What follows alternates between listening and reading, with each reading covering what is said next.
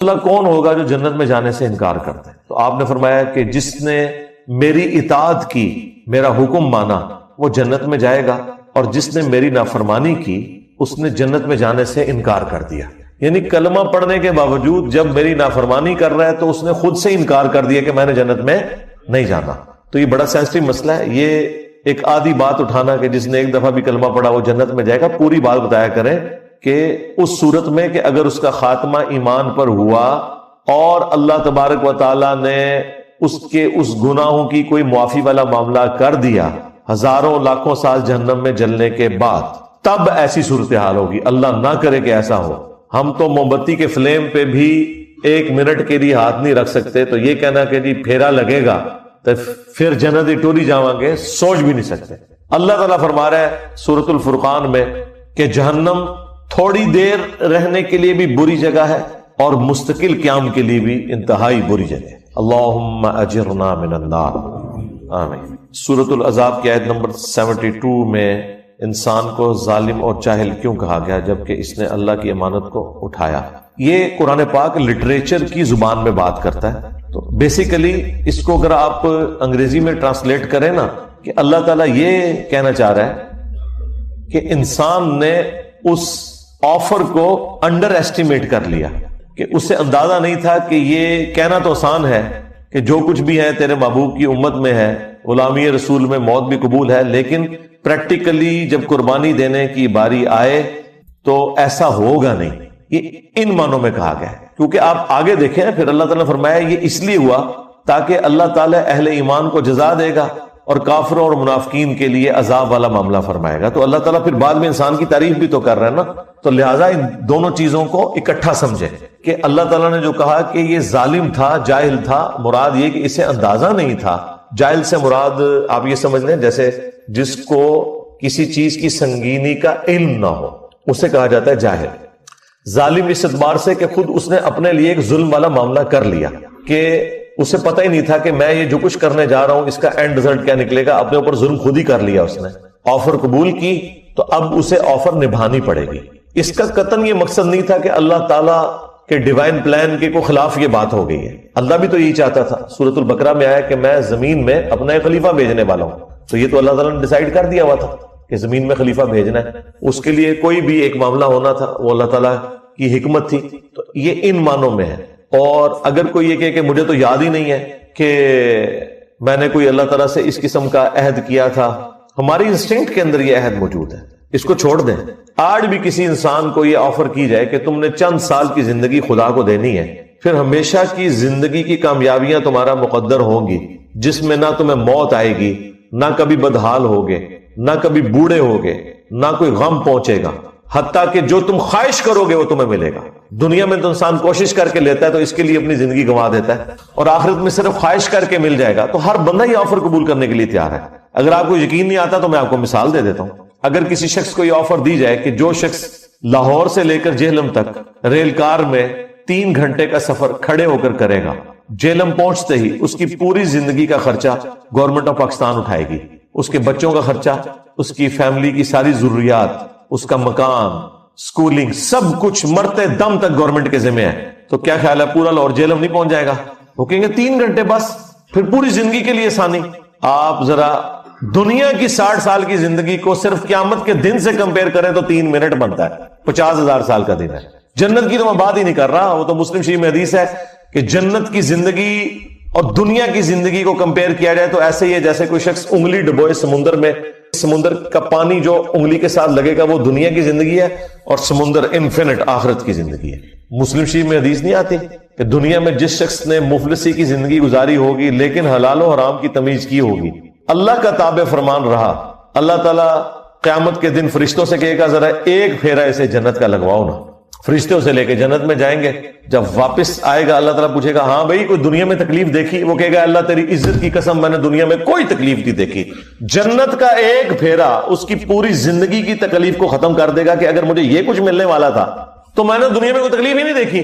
پھر اللہ تعالیٰ ایک فاسق اور فاجر شخص کو جس نے دنیا میں بڑی عیاشی کی زندگی گزاری، اللہ تعالیٰ کو رسپانس نہیں کیا، دنیا کی ہر آسائش اویلیبل تھی، اللہ تعالیٰ کہے گا ذرا اسے دوزخ کا ایک پھیرا لگواؤ۔ ایک پھیرا لگے گا نا، ادھر تو کہتے ہیں خیر ایک پھیرا ہی لگے گا، ایک پھیرا بھائی وہ کتنا لمبا ہوگا. اس کو تو جسٹ تھوڑی دیر کے لیے جہنم میں لے کے جب فرشتے جائیں گے اور واپس آئے گا تو اللہ تعالیٰ پوچھے گا ہاں بھائی کوئی دنیا میں سکھ دیکھا؟ وہ کہے گا تیری عزت کی قسم میں نے کوئی سکھ نہیں دنیا میں دیکھا. حالانکہ دنیا کی ساری زندگی اس نے سکھی گزاری ہوگی. کیوں؟ اسے وہ تکلیف دے کے اپنا وہ سکھ بھی بھول جائے گا کہ گویا وہ تو کچھ بھی نہیں تھا, یہ تو اگر یہ کچھ میرے ساتھ ہونا تھا تو میں نے کوئی سکھ نہیں کاٹا. یہ اتنا سینسٹیو ایشو ہے, لیکن ظاہر ہے اللہ تعالیٰ نے چیزوں کو امتحان کے ساتھ جوڑا ہوا ہے. پھر ذہن میں رکھیے گا, بخاری اور مسلم دونوں میں حدیث ہے کہ اللہ تعالیٰ نے جنت کو ناگوار چیزوں سے ڈھانپ دیا ہے اور دوزخ کو, جہنم کو خوشگوار چیزوں سے ڈھانپا ہوا ہے. وہ پنجابی میں کہتے ہیں کڑگا لگانا. خوشگوار چیز ہوگی آپ اسی کی طرف بھاگیں گے. جنت ناگواری کے ساتھ ہے, اس کے ارد گرد ناگوار چیزیں. گرمیوں میں فجر کی نماز جماعت سے پڑھنا ناگوار چیز ہے, نیند نہیں پوری ہوتی. گرمیوں میں لمبے لمبے روزے رکھنا طبیعت میں ناگوار ہے. سردیوں میں ٹھنڈے پانی سے کیا گرم پانی سے بھی وضو کر کے نماز پڑھنا بہرحال ایک ایفرٹ تو ہے, طبیعت میں ناگوار ہے. دنیا میں حلال اور حرام کی تمیز کرنا طبیعت پہ ناگوار ہے. حرام سے بچنا طبیعت پہ ناگوار ہے. تو اللہ تعالیٰ نے جنت کو ناگوار چیزوں سے ڈھانپ رکھا ہے اور جہنم کو خوشگوار چیزوں سے. یعنی ہر وہ چیز جو طبیعت کو بڑی اچھی لگتی ہے, آسانی سے مل بھی جاتی ہے اور نفس کی تسکین کا سما بھی ہے, وہ آپ کو جہنم میں لے جائے گی. تو دیکھ لیں, اسی کو سپورٹیو حدیث ہے جامعہ ترمذی میں, ابو داؤد کے اندر, سنن نسائی کے اندر, ابن ماجہ کے اندر, کہ جب اللہ تعالیٰ نے جنت کو پیدا کیا تو حضرت جبرائیل سے کہا کہ ایک دفعہ ذرا جنت دیکھ کر آؤ. جب وہ دیکھ کے آئے تو اللہ تعالیٰ فرمایا ہاں بھائی جبرائیل کیا دیکھا؟ کہ یا اللہ مجھے نہیں لگتا کوئی شخص بھی ایسا ہوگا جو اپنا تن من دھن سب کچھ نہ لگا دے اس جنت کے حصول کے لیے. یہ تو ساری جنت میں جائیں گے, یہ جگہ ہی بڑی اچھی تو نے بنائی ہے. اللہ تعالیٰ فرمایا رکو ذرا صبر کرو. ہاں, اللہ تعالیٰ نے جنت کو ناگوار چیزوں سے ڈھانپ دیا. حلال اور حرام کی تمیز, شریعت کی پابندی کی تکالیف, سب کچھ. مومن کو تو روزانہ مرنا پڑتا ہے, سیدھی سی بات ہے, روزانہ جینا پڑتا ہے. تو نبی علیہ السلام نے فرمایا صحیح مسلم کی حدیث کہ دنیا مومن کے لیے قید خانہ ہے اور کافر کے لیے جنت ہے. جب وہ دوبارہ گئے نا اور وہ جنت تک پہنچنے کے لیے وہ تمام تکالیف دیکھی, واپس آ کے انہوں نے کہا تیری عزت کی قسم مجھے نہیں لگتا کوئی بندہ جنت میں جانے میں کامیاب ہوگا, اتنی مشکل تو نے جنت کر دی ہے. پھر اللہ تعالیٰ نے جہنم کی طرف بھیجا حضرت جبرائیل علیہ السلام کو. واپسی پہ پوچھا تو انہوں نے کہا تیری عزت کی قسم کوئی شخص بھول کے بھی کوئی ایسا عمل نہیں کرے گا کہ اسے یہ عذاب دیکھنا پڑے. مجھے نہیں لگتا کہ کوئی بندہ ایسا عمل کرے کہ جہنم میں جائے. پھر اللہ تعالیٰ نے جہنم کو خوشگوار شہوات سے ڈھانپ دیا, ہر اٹریکٹفل چیز اس کے ساتھ ڈھانپ دیا. جب وہ دیکھ کے واپس آئے نا, پھر اللہ تعالیٰ نے پوچھا کہ اب جبرائیل سنا. انہوں نے کہا یا اللہ مجھے نہیں لگتا کوئی بندہ جہنم میں جانے سے بچ سکے, کیونکہ تو نے اس کو اتنا خوشنما بنا دیا ہے کہ اس امتحان میں شاید ہی کوئی کامیاب ہوگا, ادروائز سب کے سب جہنم میں ہی گریں گے. لیکن یہ حیران کن بات ہے, دنیا میں جتنے اعمال آپ کو جہنم میں لے جانے والے ہیں نا, جتنی خواہشات جہنم میں لے جانے والی ہیں, یہ ساری خواہشات جنت میں انعام کے طور پر ملنے والی ہیں. کتنی حیران کن بات ہے کہ دنیا میں یہ چیزیں جہنم میں جانے کا سبب ہے, آخرت میں جنت میں انعام میں یہ چیزیں ملنے والی ہیں. مرد کے لیے کیا سونے چاندی کے کنگن نہیں قرآن میں آیا, ریشمی لباس, یہاں تو 4 عورتوں کی اجازت, وہاں تو کتنی عورتیں, ان کی تفصیلات طارق جمیل صاحب سے پوچھیں. ہر وہ چیز جو دنیا میں انسان کو ڈیویٹ کر کے جہنم تک پہنچا سکتی ہے نا, جنت میں وہی کچھ انعام مل رہا ہے. تو اس کا مطلب آپ سمجھ رہے ہیں کیا ہے؟ اس کا مطلب یہ ہے کہ دنیا میں بیسیکلی ان چیزوں سے روک کے اللہ تعالیٰ نے آپ سے ایک روزہ رکھوایا ہے جس کی افطار جنت میں ہوگی. جس طرح دنیا میں آپ حلال چیزیں چھوڑ دیتے ہیں نا روزے کی حالت میں, کیونکہ روزے کی حالت میں وہ چیزیں کھانے سے آپ کا روزہ ٹوٹ جائے گا. روزہ دار کے لیے کھانا کھانا پانی پینا حرام ہے, افطار کے بعد وہ کر سکتا ہے. تو لہذا دنیا میں جو آپ کو نعمتیں جن سے اللہ تعالیٰ نے روکا ہوا ہے یا اس کے اوپر کوئی قدغن لگائی ہوئی ہے یا پابندی لگوائی ہوئی ہے, وہ جنت میں اللہ تعالیٰ نے اٹھا لینی ہے اور وہی آپ کے لیے انعام بھی ہے. اس سے بڑا کیا انعام ہوگا کہ بخاری مسلم میں حدیث ہے جب جنتی جنت میں داخل ہوں گے تو اللہ تعالیٰ کی طرف سے ایک فرشتہ ندا کرے گا کہ آج کے بعد تمہیں کبھی موت نہیں آئے گی, ہمیشہ زندہ رہو گے. لو جی ختم, سب سے بڑی تلوار ختم. آج کے بعد تمہیں کبھی بڑھاپا نہیں آئے گا, ہمیشہ جوان رہو گے. آج کے بعد کبھی تم بدحال نہیں ہوگے, ہمیشہ خوشحال ہی رہو گے. خوشحالی کیا ہے؟ جو آپ خواہش کریں گے وہ آپ کو ملے گا. اور چوتھی چیز فرمائی, آج کے بعد اللہ کبھی بھی تم سے ناراض نہیں ہوگا, ہمیشہ راضی رہے گا. یعنی جنت میں آپ جو مرضی کریں, اللہ کی نافرمانی نہیں ہوگی. کتنی بڑی نعمت ہے. تو دنیا میں روزہ ہے اور جنت میں آخرت میں وہ کھلنے والا ہے. ہاں یہاں جو بندے پابندی کر لیں گے، بخاری مسلم میں حدیث ہے، جنت اور جہنم کے درمیان لا کر موت کو مینڈے کی شکل میں ذبح کر دیا جائے گا. اللہ تعالیٰ پھر مبارکباد دے گا جنتیوں کو کہ جاؤ بے فکر ہو جاؤ، میں نے موت ہی ختم کر دی، میری مخلوق تھی نا، ختم کر دی. الذی خلق الموت والحیات لیبلوکم ایکم احسن عملا. اللہ نے زندگی اور موت کو اس لیے پیدا کیا تاکہ تمہاری جانچ کرے. موت اللہ کی مخلوق ہے، اس کو اللہ تعالیٰ ختم کر دے گا. جب وہ ختم کر دے گا تو کسی کو موت آئے گی نہیں. اور جہنمیوں کو کہا جائے گا کہ جاؤ آپ اپنی بدبختی کے اوپر چیخو پکارو، تمہیں بھی موت نہیں آئے گی، ہمیشہ کے لیے جہنم میں رہو گے. وَلِعَوْذُ بِاللَّهِ تَعَالَى. اللهم اجرنا من النار. اللهم انا نسألك جنة الفردوس مع النبيين والصديقين والشهداء والصالحين. آمین. تو انسان تھوڑا سا غور و تفکر کرے تو انسان کو پتا چل جائے گا کہ کوئی اللہ تعالیٰ نے انسان کے ساتھ ظلم نہیں کیا. یہ جو آفر لگائی ہے یہ تو ہر بندے نے ویل کر لینی ہے. لہذا وہ بات شروع ہوئی تھی سورہ الاحزاب کی اس آیت سے کہ انسان ظالم تھا، جاہل تھا، اس نے انڈر ایسٹیمیٹ کیا، لیکن جب کامیاب ہو جائے گا پھر اسے کہا جائے گا بھائی مبارک ہو، فرشتے جنت کے دروازوں پہ استقبال کر رہے ہوں گے. تو یہ اللہ کے پلان کا حصہ تھا، اس لیے اللہ تعالیٰ نے آن کیا. پھر دیکھیں اللہ تعالیٰ نے اپنے پیغمبروں کو بھیجا، ان کے ساتھ کتابیں نازل کی تاکہ انسان کو اس ہدایت کے سفر پہ چلنا آسان ہو جائے. سورہ النساء میں اللہ تعالیٰ نے فرمایا ہم نے انبیاء اور کتابیں اس لیے بھیجی تاکہ قیامت کے دن کوئی اللہ تعالیٰ کے اوپر حجت نہ کر سکے انبیاء اور کتابوں کے آ جانے کے بعد. یعنی حالانکہ اللہ تعالیٰ اس چیز کا پابند نہیں تھا، پھر بھی اس کی شفقت ہے. نور علی نور اس نے کیا ہے. ایک ہماری انسٹنکٹ میں اچھائی اور برائی کی تمیز ڈال دی. ہر شخص جھوٹ بولنے کو برا اور سچائی کو اچھا سمجھتا ہے، چاہے اس کے پاس نبیوں کی تعلیمات نہ بھی پہنچی ہو. ہاں جب نبیوں کی تعلیمات آ جاتی ہیں وہ نور علی نور، نور کے اوپر نور ہو جاتا ہے، پھر تو ہر چیز کھل کے سامنے آ جاتی ہے. اس کے باوجود کوئی شخص جہنم میں چلا جائے تو اس کے اپنے اعمال ہیں. اللہ تعالیٰ نے انسان کے اوپر ظلم نہیں کیا. انا ہدیناہ السبیل اما شاکرا و اما کفورا. ہم نے ہدایت کا راستہ واضح کر دیا، چاہو تو شکر گزاری کی روش اختیار کرو اور چاہو تو ناشکری کی، تمہاری اپنی مرضی ہے. لیکن اس کا یہ مطلب نہیں ہے کہ جو اللہ نے یہ آفر دیے تو اس کا مطلب ہے کہ اللہ تعالیٰ بے پرواہ ہے اس معاملے میں، جو مرضی کرتے رہو. نہیں، اللہ تعالیٰ اپنے تابع فرمان بندوں کو جنت میں پھر بھیجے گا اور جو نافرمان ہے انہیں جہنم میں بھیجے گا. یہ کوئی نہیں کہہ سکتا کہ میری تقدیر میرے اوپر غالب آ گئی. نہیں، اللہ تعالیٰ نے بالکل واضح فرما دیا ہے سورہ الزمر کے اندر. اور میں تو اس آیت کو سورہ الزمر سورت نمبر 39 کی آیت نمبر 7 ہے، میں اسے کہتا ہوں یہ مسئلہ تقدیر کو حل کرنے والی ہے. جو لوگ تقدیر کا سہارا لیتے ہیں نا اپنی برائی کے اوپر پردہ ڈالنے کے لیے، اللہ تعالیٰ کے کھاتے میں ڈال دیتے ہیں، ان کے لیے شرم کا مقام ہے. اللہ تعالیٰ نے کس طرح قرآن پاک میں آیات کھول کے بیان کی ہیں. سورہ الزمر سورت نمبر 39 آیت نمبر 7. ان تکفروا فإن اللہ غنی عنکم. اگر تم کفر کی روش اختیار کرو گے، ناشکری کرو گے، تو جان لو بے شک اللہ تعالیٰ بے پرواہ ہے تم سے. یہ نہیں ہوگا کہ تمہاری ناشکری کرنے سے، تمہاری نافرمانی کرنے سے، تمہارا بے نمازی رہنے سے کوئی اللہ تعالیٰ کو نقصان ہو رہا ہے، کوئی اس کی کوئی کوالٹیز میں کوئی نقص آ جائے گا. نہیں.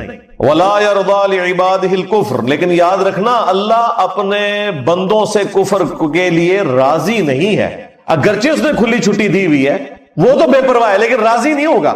وَإِن تَشْكُرُوا يَرْضَهُ لَكُمْ. اور اگر تم شکر گزاری کی روش اختیار کرو گے پھر ہی وہ تم سے راضی ہوگا، اسی میں وہ تم سے راضی ہے. لہذا یہ جو ہم کہتے ہیں نا اللہ کو کوئی پرواہ نہیں ہے، مراد یہ نہیں کہ جو مرضی کرتے رہو، مراد یہ کہ اللہ کو فرق نہیں پڑے گا لیکن تسی مارے گئے. کہتے ہیں جی اللہ نو ساڑیاں نمازاں چاہیے. بھئی اللہ کو نہیں چاہیے، تمہیں چاہیے نمازیں.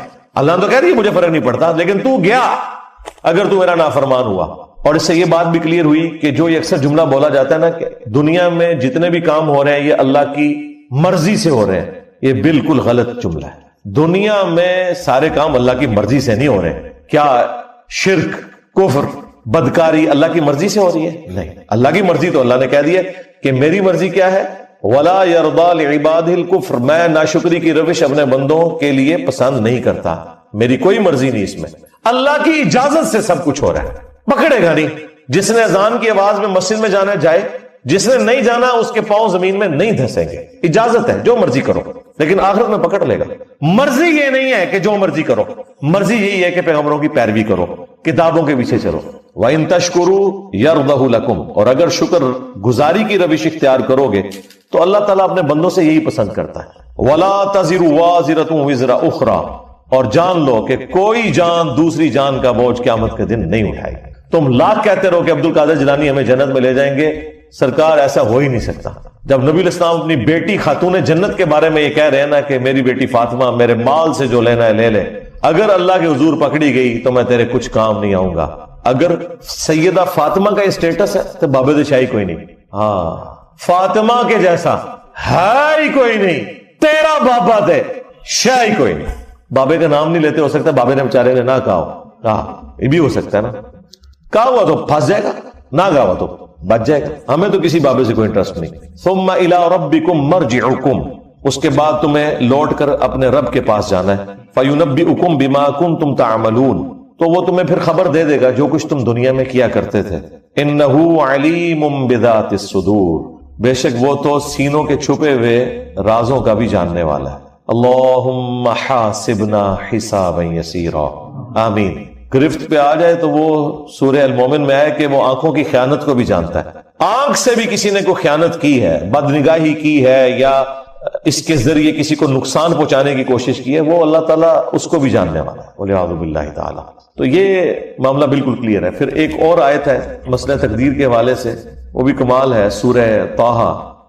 اس میں اللہ تعالیٰ نے اینڈ پہ جا کے اس حوالے سے عقیدہ کلیئر کیا ہے. جو ان لوگوں کا یہ وتیرہ بن چکا ہے نا کہ ہر چیز تقدیر کے اوپر ڈالتے ہیں، وہ اللہ تعالیٰ نے سٹیٹس کلیئر کر دیا ہے.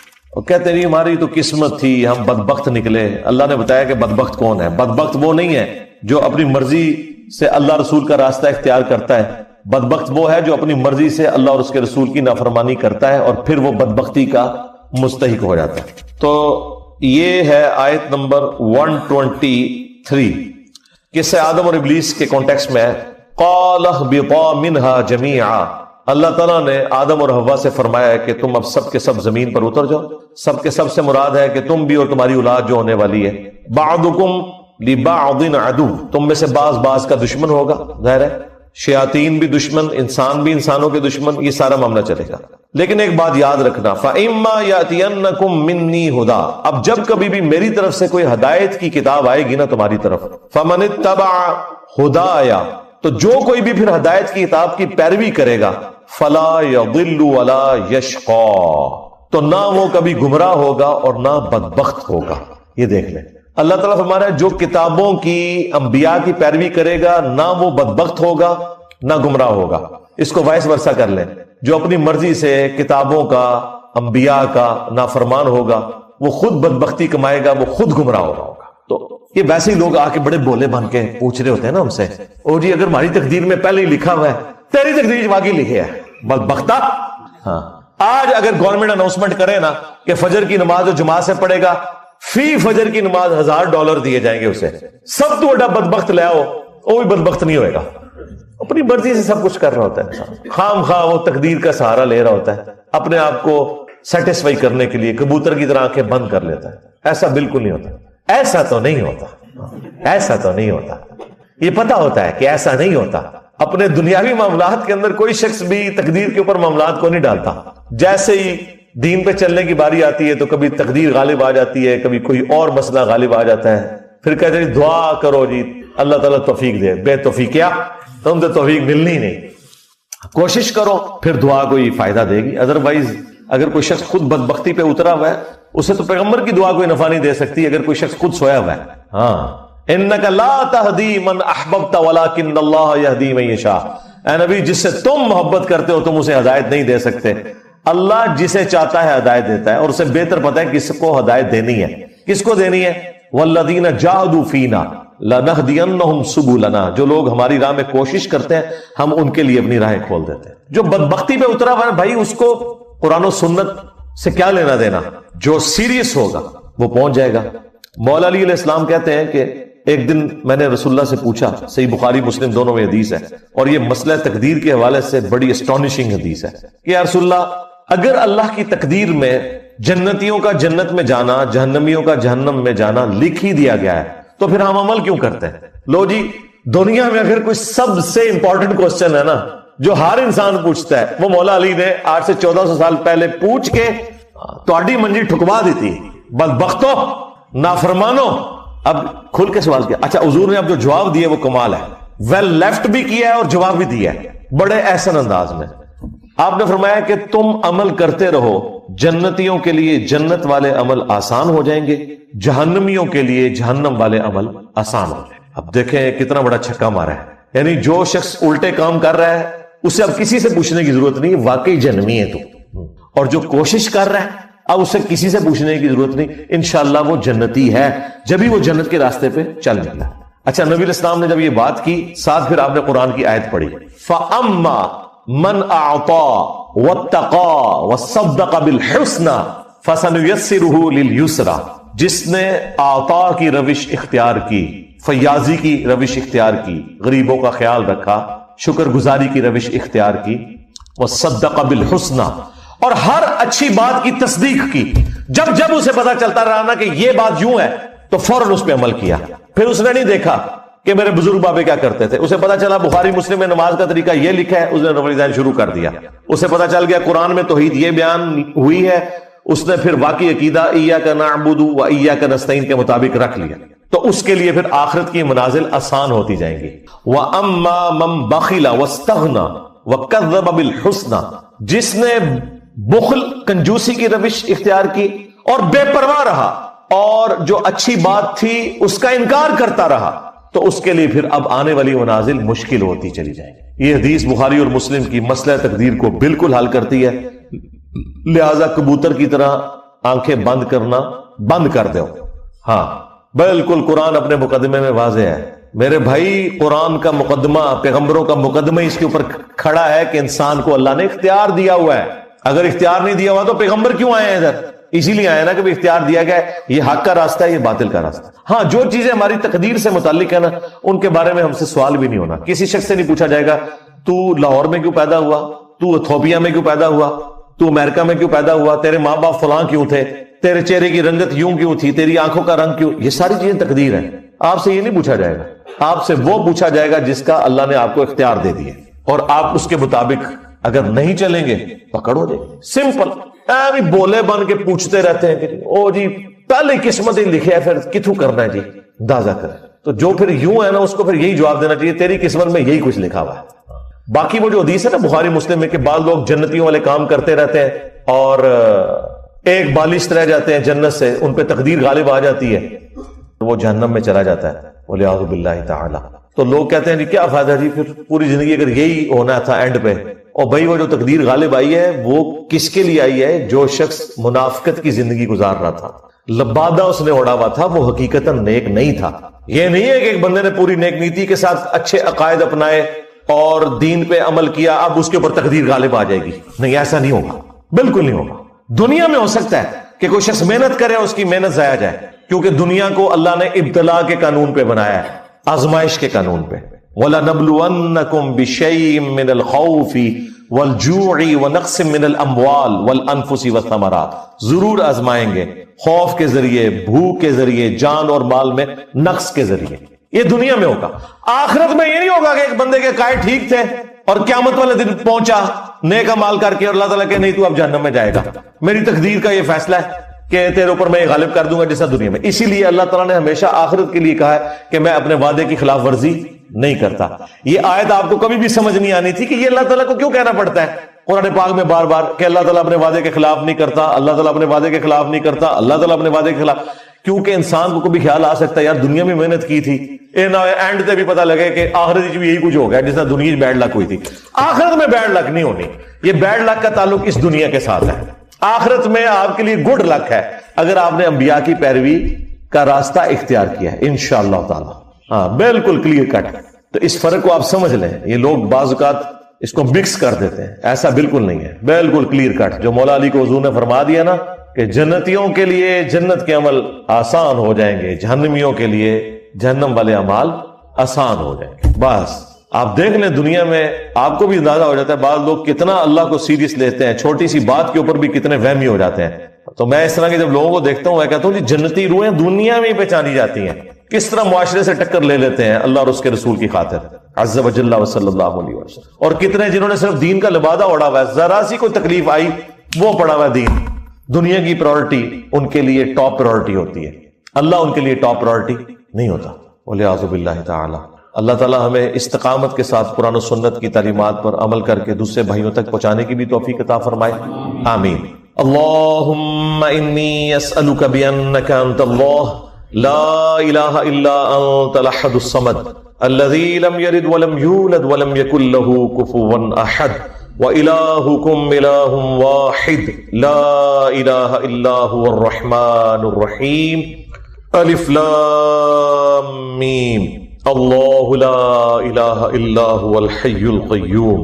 اللہم صلی علی محمد وعلی آل محمد. ربنا آتنا فی الدنیا حسنہ وفی الآخرۃ حسنۃ وقنا عذاب النار. اللہم احسن عاقبتنا فی الامور کلها واجرنا من خزی الدنیا وعذاب الآخرہ. ربنا آتنا من لدنک رحمۃ وہیئ لنا من امرنا رشدا. اللہم اغفر لحینا ومیتنا وشاہدنا وغائبنا وصغیرنا وکبیرنا وذکرنا وانثانا. اللہم من احییتہ منا فاحیہ علی الاسلام ومن توفیتہ منا فتوفہ. اس کا تو خیر ترجمہ بھی ممکن نہیں ہے، یہ ایک کوڈ ورڈز کے طور پہ. بعض چیزیں ایسی ہیں جن کا عربی لنگوسٹک میں ترجمہ موجود بھی ہے، اس کے باوجود وہ متشابہات ہیں، ان کی تفصیلات ہمیں نہیں پتا. جس طرح کہ اللہ تعالیٰ کی صفات کا ذکر ہے، اللہ کا ہاتھ، اللہ کی آنکھیں. اب یہ جو گفتگو ہے یہ لٹریچر کی زبان میں بھی ہو سکتی ہے کہ اس سے مراد قدرت لیا گیا ہو، یا اس سے مراد اللہ تعالیٰ کی وہ کوالٹیز ہیں جن کی تفصیلات ہمیں نہیں پتا. چونکہ ہماری زبان کی ووکیبلری اتنی ہی ہے، ہم اس طرح کے ملتے جلتے الفاظ ہی بیان کر سکتے ہیں. جس طرح کہ جنت کی نعمتیں ہیں وہ قرآن پاک میں بیان ہوئی، لیکن ساتھ ہی سورہ السجدہ میں آیا کہ اللہ تعالیٰ نے اپنے بندوں کے لیے ان کی آنکھوں کی ٹھنڈک نعمتیں چھپا کے رکھی ہوئی ہیں. اور اسی آیت کی تفصیل میں بخاری مسلم میں آیا کہ وہ نعمتیں نہ کسی آنکھ نے دیکھی، نہ کسی کان نے سنی، نہ کسی کے دل پہ بھی کبھی ان کا گمان گزرا. تو وہ ظاہر ہے اس کا مطلب ہے وہ ایکسٹراڈنری نعمتیں تو سمجھانے کے لیے بتا دیا جاتا ہے. اسی لیے سورۃ البقرہ میں آیا کہ جب جنتیوں کو فروٹ دیے جائیں گے تو وہ دنیا کے فروٹ سے ملتے جلتے ہوں گے. وہ کہیں گے کہ یہ تو وہی ہے جو ہمیں دنیا میں بھی دیا گیا تھا، لیکن اللہ تعالیٰ فرماتا ہے وہ ان سے ملتے جلتے ہوں گے. وہ تو جب کھائیں گے تو پتا چلے گا نا کہ اس میں بہت بڑا فرق ہے. ایک دیسی آم کا ذائقہ ہے، انور ٹور بھی دیکھنے میں دیسی آم کی طرح ہے، لیکن ذائقے میں زمین و آسمان کا فرق ہے. تو جو جنت کا فروٹ ہے بظاہر دیکھنے میں دنیا کے فروٹ کی طرح نظر آئے گا، لیکن اس کی جو کوالٹیز ہیں، اس کا جو ذائقہ ہے، اس کا کوئی لینا دینا نہیں ہے دنیا کی کسی بھی چیز کے ساتھ. لیکن وہ اس لیے اللہ تبارک و تعالیٰ نے اس کو ایسی شکل کا رکھا ہے تاکہ دل میں اس کے لیے اٹریکشن پیدا ہو. ادروائز آپ اگر ایسی غذا دیکھیں جو آپ نے پہلے نہیں دیکھی ہوئی تو آپ کبھی بھی دسترخوان سے پہلے اسے اٹھانے کی کوشش نہیں کرتے. کوشش وہی ہوتی ہے جو چیز آپ کو پسند ہے، آپ کی دیکھی بھالی ہے، اسی کو آپ پہلے کھانے کے لیے استعمال کریں. اس لیے جنتیوں کو بھی ابتداً اس طرح کے فروٹ دیے جائیں گے جو دنیا کے فروٹ سے ملتے جلتے ہوں گے. اس میں آگے چل کے آئے گا انار، انگور، لیکن آپ نے قطعاً یہ نہیں سمجھنا کہ یہ اس طرح کے انار اور انگور ہوں گے. دنیا میں بھی کوالٹیز کا اتنا فرق ہے کہ ایک ہی طرح کا فروٹ مختلف علاقوں میں جو اگتا ہے، زمین و آسمان کا فرق ہے اس کے ٹیسٹ کے اندر. تو انسان جو ہے چونکہ اس طرح کے فروٹ کے ساتھ فیملیئر ہے، اس لیے اسے اٹریکشن فیل ہوگی، لیکن جب وہ کھائے گا تو اس کا ذائقہ تو بالکل ایک ایکسٹراڈنری ہوگا. تو اس طرح کی جو متشابہات ہیں، ریزمبلنس والی چیزیں اللہ